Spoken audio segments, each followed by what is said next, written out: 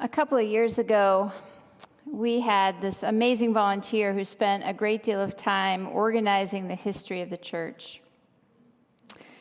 From that project, we learned a lot about our stained glass windows here, and I think today I saw Dean putting out a prototype of some of the presentation that we're going to share of that in the narthex.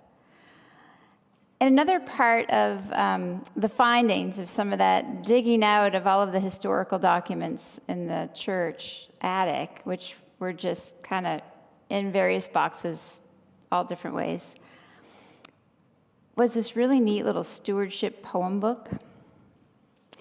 And the book goes through everyone's house as they must have sent someone out, like collecting the pledge cards or something, or their tithing, or their giving, their pledges for the year. And they had little poems that went with each person, there's Julie who lives on Lang's Lang, may she, I don't know, I can't think of exactly how it went right this second, and I'm not very good at making those poems rhyme. But it was really wonderful.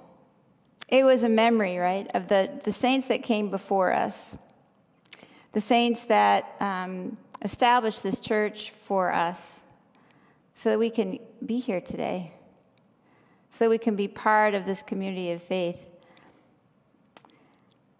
I always say, and I know I've said this to you many times, I often think about the many tears shed and prayers said from these pews.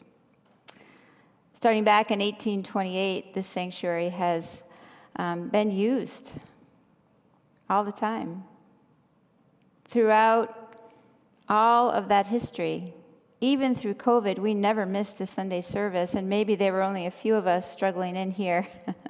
And if you remember, when the sanctuary was being repainted and refurbished, and literally the only nice-looking part of the sanctuary in that moment was a tiny little sliver we showed on the camera. Everything else was covered in sheetrock dust and this horsehair plaster stuff, but we never stopped. The word has been preached, prayers have been said, and tears have been shed every Sunday since the beginning, since 1828.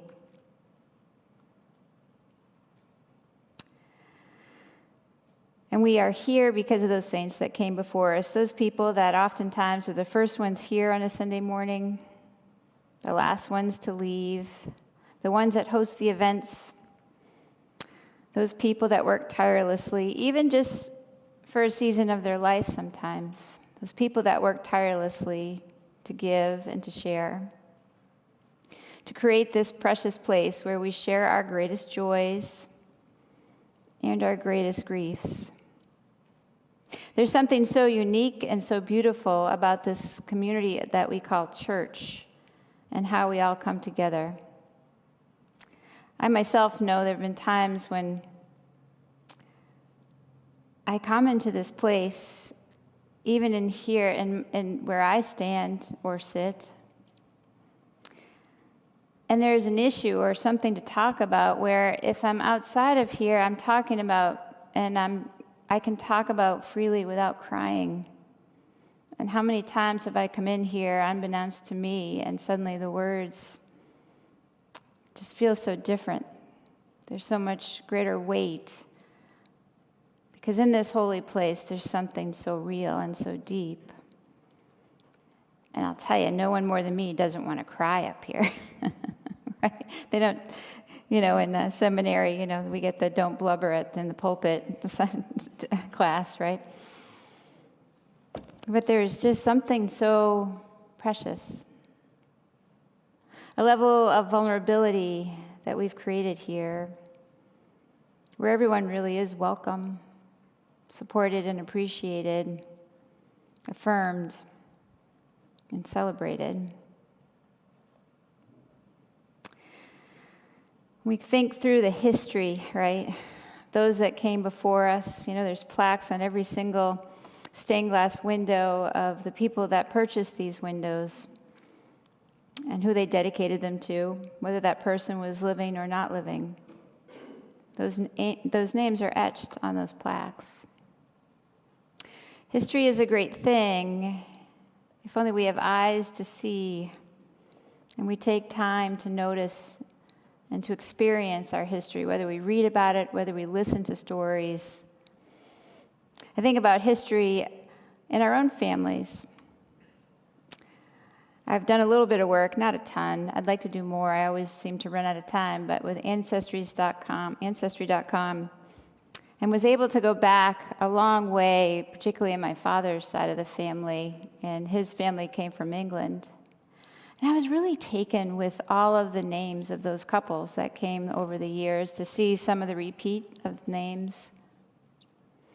But to realize that it was like the love of one couple produced some children, who produced some children, who produced some children, who eventually produced me, who produced 3 children. And I always think, like, did they ever imagine that their love was going to produce this moment in time now? That I'm reflecting back on them, and it was their love that produced this opportunity for me to be here. Each one of you have your own stories in that same way. You're here because someone loved someone in one way or another over generations and generations. And as a pastor, you know, I have an opportunity to do a lot of celebrations of life. I oftentimes think about what is the mark I will leave in this world? What is the mark we have the opportunity to leave in this world? How long will we be remembered? On Friday, I had the opportunity to preside over the celebration of life of Roger Harvey. I don't know how many of you here may know him or have known him. What a wonderful man. He graduated from Newmarket High School. He was 83 years old. He was so full of life. He kept his family together. He was so joyful. Even in hard times, he found ways to smile, crack the well-appointed, somewhat funny, somewhat, oh my gosh kind of joke. He had dad jokes down before dad jokes were a thing. Maybe he started dad jokes, I don't know. He was so full of joy and love and light. And to sit with his 3 children and his wife and listen to the stories was such a gift. And I said to them, I don't often see or experience what I'm experiencing with you today. And so we know that Roger was really joyful. But what built that? What brought about that joy that he shared so freely with everyone? He had a way of making everyone feel seen. Everyone felt seen and heard in his presence. No one was left out. Everyone mattered. I'll never forget, in 2020, I was presiding over the celebration of life of his sister, and it was in Massachusetts.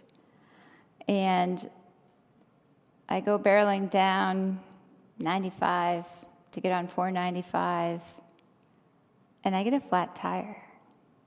That's never happened before on my way to a funeral. It's my worst nightmare. And so I think, oh my gosh, what am I going to do?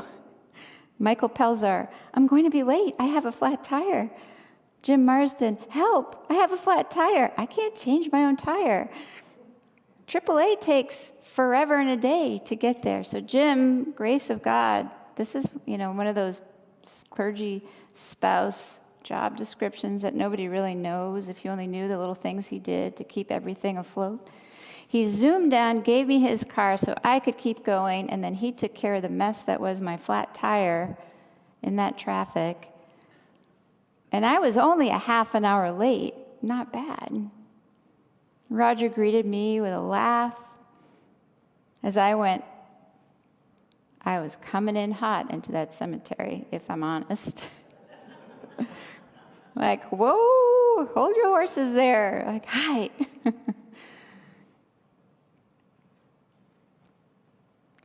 even in that moment, the joy. So I asked his family, what is it? What was it? And the first thing they said, well, his parents were like that. And they all started laughing because they couldn't think of their grandmother without laughing. All these years later, she'd passed. Just the mere thought of her brought a smile to their faces, and they giggled. And they told me the story about one time when she passed out at the dinner table, and they didn't know why, and they were really afraid.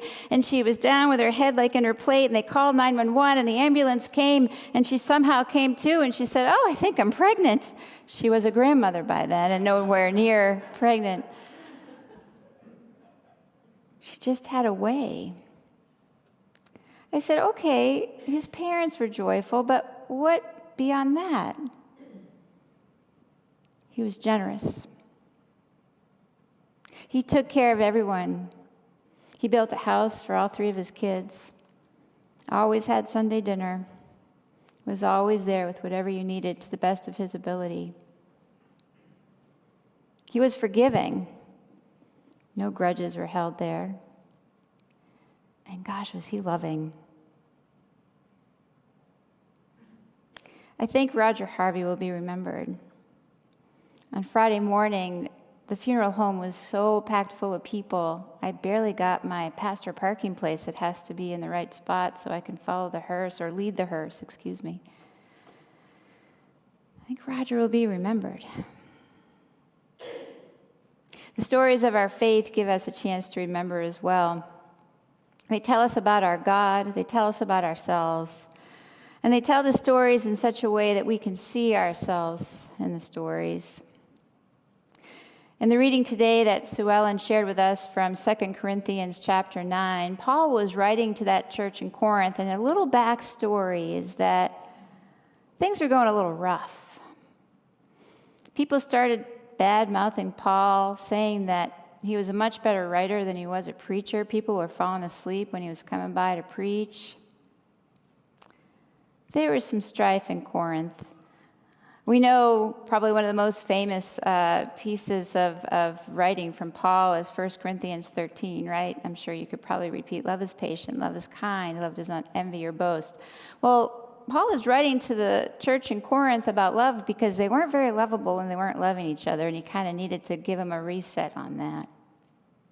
So in this letter that Paul was writing to the Corinthians, he was reminding them of the generous pledge they made to the church in Jerusalem on a previous visit, and that he was coming back, he and his guys, disciples, followers, they were coming back to collect that, to bring that to the church in Jerusalem. And so he was writing to remind them of that. I giggle about it a little bit. Was it one of those letters that we remind, when you try to, reminding your kids to do something? You know what I'm saying? When you don't really say, don't forget, but that's kind of what you're saying all throughout the little note you might write, or the text you might write to your kids.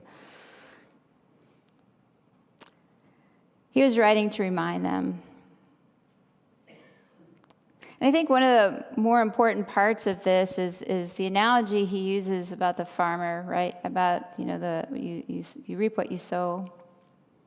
If you reap greatly, you'll sow greatly. I mean, if you sow greatly, you'll reap greatly. I'm not a farmer. But I think more importantly, even than that, is the concept of cheerful giving. Sometimes I feel like that little piece in any stewardship campaign is plucked out to make you feel like God loves a cheerful giver. Let's be a cheerful giver. It makes you want to be anything but a cheerful giver. It makes you feel a little bit like, yeah, okay, right. But all that aside, what Paul is saying, more importantly than that kind of simple little quip, is to don't feel pressure. Don't give compulsively, give thoughtfully, give joyfully. Give in the way that you can, making your own decision. Have you ever received a gift from someone or had someone do something for you that they weren't really pleased about doing. And again, I'll bring up parenting. I think this might be a good place. Like, when you have that child who thinks that their life is worse than any other kid's life on God's green earth because they have to empty the dishwasher. No one else at all, none of my friends need to empty the dishwasher. Really, nobody does. I'm sorry, that's so hard. Your life is very hard, I understand. And then after they're done emptying the dishwasher, you're welcome. That's not the kind of giving God's looking for, right? It's cheerful giving. And I think that more than anything, in these times, like I think back to a couple of years ago when life was uncertain with the pandemic, and life is almost more uncertain with what we now are calling a recession. Or I'm not sure if we're supposed to say that or not. Is it officially? I don't know. Yes, no, I don't follow it all. It is? It is. Okay, we're in a recession. What we're in is the reality that the cost of the basic needs of life are sky high. Things are changing that we aren't expecting. We weren't able to plan this far ahead and expect these things. And we're here to remember that with God, all things are possible. That we have an opportunity to realize the blessings that we have. And that's another thing about Roger Harvey. The man was incredibly thankful. His son told the story that on the day that he passed, after spending far too many days in the hospital, a place he didn't want to be, and he was somewhat unhappy to be there, and I had visited him, and he was very emotional.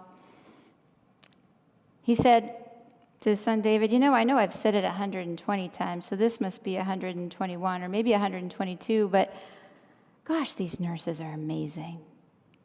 The way they care for me, I'm so thankful. Those girls, they work so hard.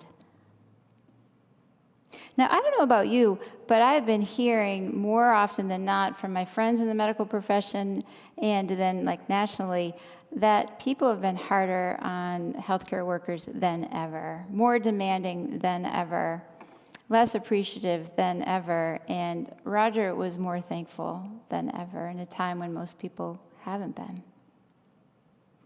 Generosity. We give because God gives so graciously to us. We love because God first loved us. That's what makes us different in our giving. That's what makes us different in our service. That's what makes us different than the United Way or all those other places that do good work. But we give from this place of abundance of what God gave and continues to give to us. Probably one of the most impactful stories, and I am sure I must have told this story before because it's impacted me so much. And about 3 years ago, a gentleman called the church, a community member, and he said, I'd really like to become a regular giver to all that you do for this community, and how can I best do that? And so we described to him about going to our website, and there's, the general fund, and that pays for the running of the church and all of its building and grounds and the team, and it creates the foundation from which we can do everything. And then there's the food pantry account, which pays for the running of the food pantry, and there's a love offering, or the deacon fund, or emergency assistance fund, however you want to call it, that is used to give direct support to people who need that in the community, whether it be rent assistance or heating assistance, or this week it was help with a car repair, or all different types of things like that on a very one-to-one basis. So he went to the website and has for 3 years been giving regularly $3 to the pantry, $1 to the emergency assistance fund, and $1 to the general fund. $5 weekly.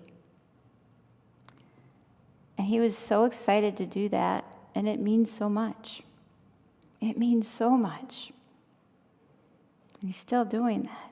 And you want to know, I've never met him in person. God is with us, and we have been blessed greatly. There is hope for tomorrow. I believe that there will be many more ministries here at Newmarket Community Church, that we're going to move past the challenges that we have in front of us today. We will move past the challenges we have in front of us tomorrow and the next day too, because we're people of faith, and that's what we do. So today, as we celebrate our big give this afternoon after church, as you consider how you may give to the church in the next year, I leave you with these thoughts. I've never been regretful or disappointed when I've been generous. If anything, there have been times where I thought I should have been more generous than I was. And I know sometimes as a pastor, people come to me with needs that maybe aren't true. Maybe they come to me and have real needs. Maybe they come to me with a tale that they've made taller in hopes that they could get what they need. I never really worry about that too much. In the end, it works out. In the end, the important thing is being generous, finding ways, offering a listening ear. Last week, as I sat in my office, there was a woman who came to chat with me. She was really struggling.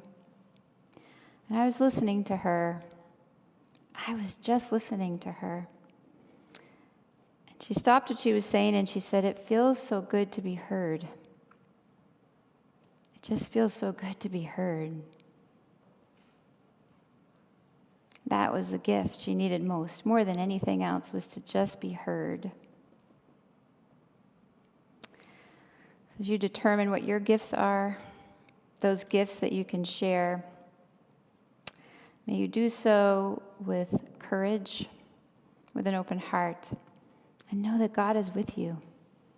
Thanks be to God. Amen.